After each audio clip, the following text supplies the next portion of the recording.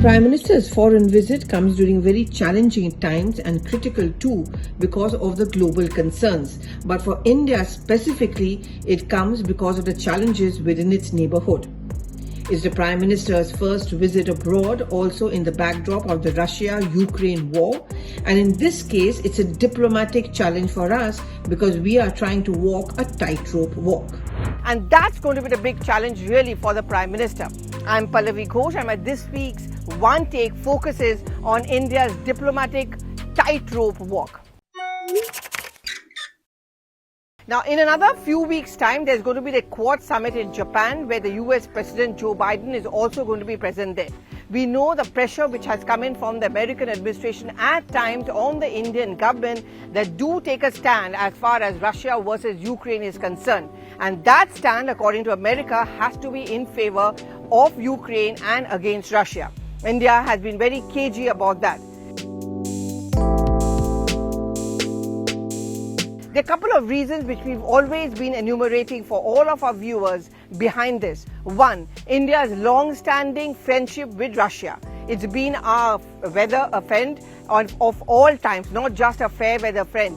And therefore, keeping in mind the old good diplomatic relations between India and Russia, India doesn't want to take a stand against Russia and totally in favor of Ukraine. Second, our Indian Prime Minister as well as the government has repeatedly made the point that for Ukraine we feel all kind of humanitarian assistance is being given. We are of course taking all care to ensure that our people from there were evacuated safely, but at the same time India on every international platform has made the point that the Ukraine's humanitarian concerns must be addressed. There should be no denial of opportunities for the people of Ukraine, and they should be allowed to live a free and safe life. But when it comes to Russia, India has used various platforms to make that message forward that we cannot be asked to choose for either or. Both of them can be going along with us. And more than that, India has made the point that it can use its good equations with Russia to prevail upon it to back off. If you remember, when the Prime Minister had spoken to his Russian counterpart, the Russian President Putin, he had requested him that offer a safe passage so that not just the Indians, people of Ukraine who want to leave to safer places are allowed to do so. That really happened. Now, if we talk about the present visit which took place of the Prime Minister, the Danish Prime Minister in fact has requested our Prime Minister that use your good offices, use your good equations with Russia to engage with them, to prevail upon them. My message is very clear. Putin has got to stop this war and to end the killings. I, of course, hope that India will influence Russia also in this discussion. See, one of the main mantras of diplomacy is to keep the channel of communication going. You cannot shut all the doors. If you shut all the doors, how do you even open, leave alone a door or even a window for that matter? And that has been the crux of India's foreign policy. Right from the non-aligned days to the present times, we believe in the art of communication. Of course, when it comes to some countries like Pakistan, India is very careful about the fact that certain conditions will have to be fulfilled if you even expect us to open the doors of negotiations or a conversation with them. This principle, of course, does not apply as far as other countries are concerned, and certainly not in the case of Russia and Ukraine. Now, the Prime Minister's Big Bang three-nation tour has packed in several meetings, several important decisions and agreements which have been signed by India with these countries. Now, these are important for our economic growth, but at the same time, what the thread which came out is that India will talk with the world with its head held high. So wherever the Prime Minister was either addressing the Indian diaspora or he was speaking to his international counterparts, the Indian Prime Minister always stressed on the fact that India's interest comes first. In fact, when he did speak to the Indian diaspora, he pitched strongly for vocal for local, which means Indian products, India's art and culture, India's economic strength. आज भारत में local के प्रति जो craze पैदा हुआ है वो वैसा ही है जब आजादी के आंदोलन के समय स्वदेशी वस्तुओं के लिए पैदा हुआ था।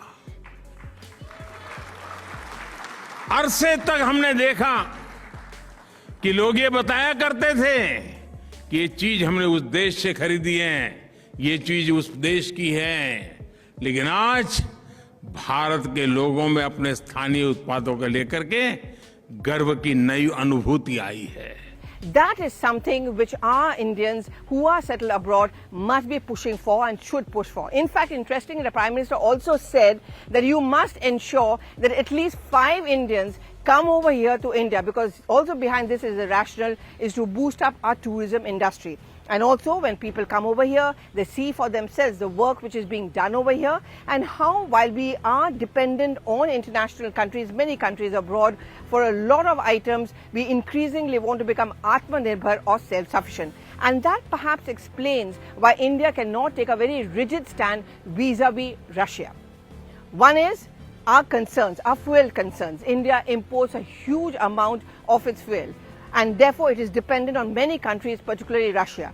And that is why, while coping with our economic concerns and the rising fuel prices, India has opted for a discounted price or imports of fuel from Russia.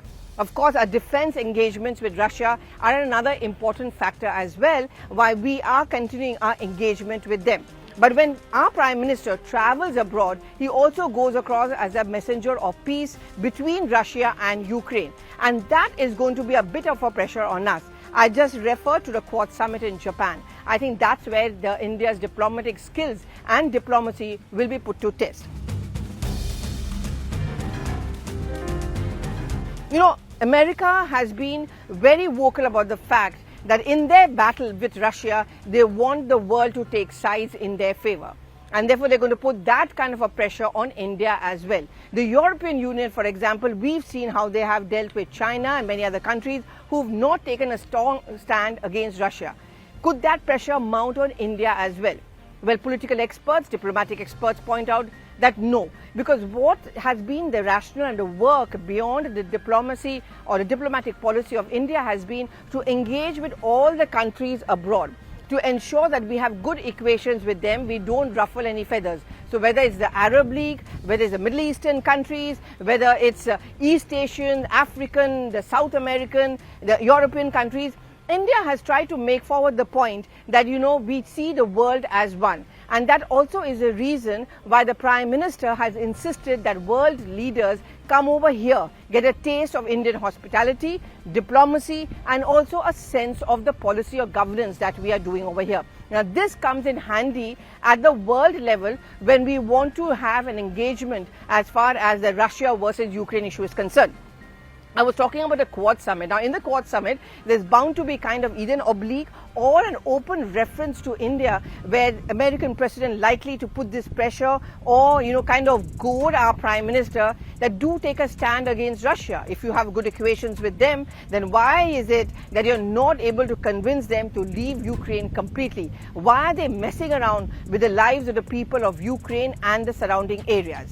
I think India has made it very clear in its own way, and I remember at one earlier episode of One Take, we had spoken about our Foreign Minister S Jaishankar, where he spoke very sternly to the Americans, where he made 2 points. That if you're going to call India a hypocrite when we are importing oil from Russia, then I would like to show the mirror to many of the European countries who in a day import more fuel than we do, say, in a month.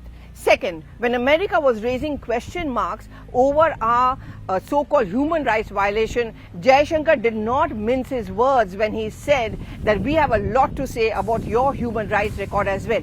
That really is the crux or laid the foundation of our Prime Minister's engagement with the world, which perhaps is also going to be the underlying issue which is going to come out when that Quad Summit takes place in Japan, where the Prime Minister is expected to be there, and of course the American President is also going to take part. That, I think, is going to be a moment of reckoning. That's going to be a huge challenge for India's diplomacy. Look, just as we cannot afford to antagonize most of the world countries, certainly not Russia, we also cannot afford to antagonize the superpower America. There are lots of engagements between the two countries. The world's two biggest democracies have a lot in common. They have a huge people-to-people engagement taking place. Large number of Indians, of course, are settled there. They're extremely successful.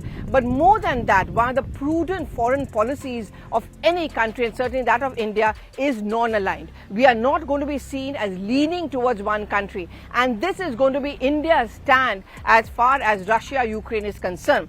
So it's highly unlikely, one, that India is going to buckle under any kind of pressure from the European Union like they have put on, say, China and many other countries. Second is, of course, India is going to tell these countries, you cannot ask us to pick and choose our friends. And that's the reason why again and again I go back to this whole point about why the crux of India's foreign policy, just as economic policy, is that of Atmanirbhar Bharat. Why do we want to become self-reliant? The reason we want to become self-reliant is that we don't have to lean and take favors from any country. That's why there has been increasing push in our country, for example, of, say, non-fuel using vehicles for that matter. Less and less dependence on imported fuel, more and more on organic material which is found in our country. Because that will give us that leverage which the Prime Minister certainly has pushed forward in this trip. We don't want to get under any pressure. We don't want to depend on any country. Eventually, India is going to move towards self-reliance. And therefore, in every meeting that the Prime Minister had with the Indian diaspora, he tried to prevail upon them who are doing very well. Many of them are influencers. That you have to ensure that India becomes a superpower, self-reliant, and we are not forced to choose sides between Russia and Ukraine. But more than that, the Indian Prime Minister is certainly going to use his good offices and his connect to make the point that both can coexist. We can continue to help Ukraine and also engage with Russia to convince them to walk out of Ukraine. Do give in your reactions. Do you think this kind of a diplomatic and foreign policy of our country works? Do you think the Prime Minister is right in walking that tightrope walk? Do you think it's correct in today's international scenario to actually choose sides? Thank you so much for watching.